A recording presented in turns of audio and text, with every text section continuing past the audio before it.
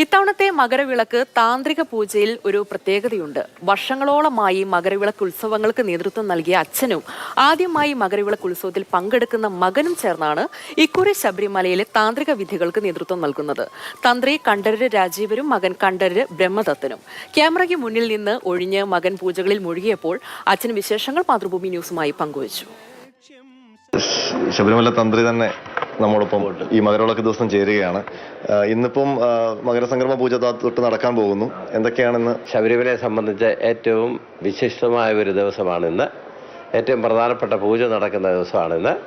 ഈ മകരസംക്രമ ദിനത്തോടനുബന്ധിച്ച് കഴിഞ്ഞ 2 ദിവസമായി ശുദ്ധിക്രിയകൾ നടന്നു. പ്രാസാദ ശുദ്ധിക്രിയകളും ബിംബശുദ്ധിക്രിയകളും 2 ദിവസമായിട്ട് ഇപ്പോൾ നടന്നു കഴിഞ്ഞു. മകരസംക്രമ പൂജയ്ക്ക് വേണ്ടിയുള്ള ഒരുക്കങ്ങൾ തയ്യാറെടുപ്പിലാണ്. ഇത്തവണ 8:55 സംക്രമ സമയം. അതായത് ധനു രാശിയിൽ നിന്ന് മകരരാശിയിലേക്ക് സൂര്യൻ സംക്രമിക്കുന്ന സമയമാണ് സംക്രമ സമയം, മകരസംക്രമ സമയം. 8:55 പ്രത്യേക പൂജ ഉണ്ടായിരിക്കും. പൂജയുടെ മധ്യത്തിൽ തിരുവിതാംകൂർ കൊട്ടാരത്തിൽ നിന്ന് കൊടുത്തുവിടുന്ന നെയ്ത്തേങ്ങ അഭിഷേകം ചെയ്യുന്നതായിരിക്കും. അതൊരു പ്രത്യേക ചടങ്ങാണ്. തിരുവിതാംകൂർ കൊട്ടാരത്തിലെ അവകാശമാണത്. അതാണ് ഏറ്റവും വിശിഷ്ടമായ ഒരു പൂജ ശബരിമലയെ സംബന്ധിച്ചിടത്തോളം. ഇത്തവണത്തെ ഒരു പ്രത്യേകത, അച്ഛനും മകനും ഒരുമിച്ച് ഒരു മകരസംക്രമ പൂജയിൽ പങ്കെടുക്കുന്നു. കാരണം ബ്രഹ്മത്തോട് സംസാരിക്കും, അദ്ദേഹം പറഞ്ഞ് ജീവിതത്തിൽ ആദ്യമായിട്ടാണ് മകരവിളക്കിൽ എത്തുന്നതെന്നാണ്. മകര വിളക്കിനോടനുബന്ധിച്ചുള്ള പൂജയ്ക്ക് ആദ്യമായിട്ടാണ് വരുന്നത്. ദ്വൈപ്രതിഷ്ഠോട്ടുള്ള പല ചടങ്ങുകളിലും അവൻ ഇവിടെ ഉണ്ടായിരുന്നതാണ്. സംക്രമപൂജ വന്നിട്ടില്ല. ഇത്തവണ മകനായിരിക്കും സംക്രമപൂജയൊക്കെ നടത്തുന്നത്. അതൊരു അപൂർവ ഭാഗ്യമാണല്ലേ രണ്ടുപേരും കൂടെ? തീർച്ചയായിട്ടും ഈശ്വരാനുഗ്രഹം എന്ന് തന്നെ പറയാം. മുമ്പ് മകരവിളക്ക് ദിവസം മകനെ കൊണ്ടുവരാഞ്ഞത് എന്താണ്? ആദ്യമായിട്ടാണ്, ഇത്രയും കാലത്തിന് ശേഷം ആദ്യമായിട്ടാണ് മകരസംക്രമ ദിവസം ഇവിടെ ഉണ്ടാവുക എന്ന് പറഞ്ഞു. അതെ, മകരസംക്രമ ദിവസം ഇവിടെ ഉണ്ട്. അവന് പഠിക്കുകയൊക്കെ ചെയ്യുമായിരുന്നു. അതുകൊണ്ടാണ് കൊണ്ടുവരാൻ പറ്റാത്തത്. പഠിത്തമെല്ലാം കഴിഞ്ഞു. ഇപ്പം ഫ്രീ ആയിട്ട് അവന് ചുമതല ഏൽപ്പിച്ചിരിക്കുകയാണ്. ഈ തീർത്ഥാടനം വളരെ ഭംഗിയായിട്ട് നടന്നു. എല്ലാ വിധത്തിലുള്ള ഒരു കോർഡിനേഷൻ ഉണ്ടായിരുന്നു. അല്ലാതെ ദേവസ്വം ബോർഡ്, ഗവൺമെൻറ് എല്ലാ വിഭാഗങ്ങളുമായിട്ട് നല്ലൊരു ഒത്തൊരുമയോടുകൂടിയാണ് പ്രവർത്തിച്ചത്. അതിൻ്റെ ഒരു വിജയം ഇത്തവണ കാണാൻ സാധിച്ചു.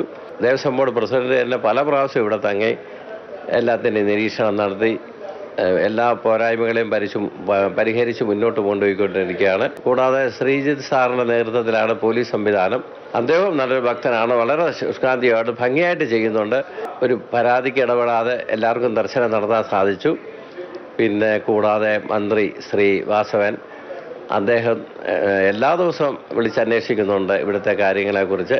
ഇതെല്ലാം കൂടാതെ ബഹുമാനപ്പെട്ട കോടതിയുടെ നിരീക്ഷണമുണ്ട്, ശ്രദ്ധയുണ്ട്. ഇതെല്ലാം കൊണ്ടും ഇത്തവണ നല്ലൊരു ടീം വർക്ക് പോലെ എല്ലാം ഭംഗിയായിട്ട് നടത്താൻ സാധിച്ചു. അതുകൊണ്ട് വരുന്നവർക്കൊക്കെ വലിയ സാറ്റിസ്ഫാക്ഷനാണ്. അതാണ് നമ്മുടെ ആഗ്രഹം.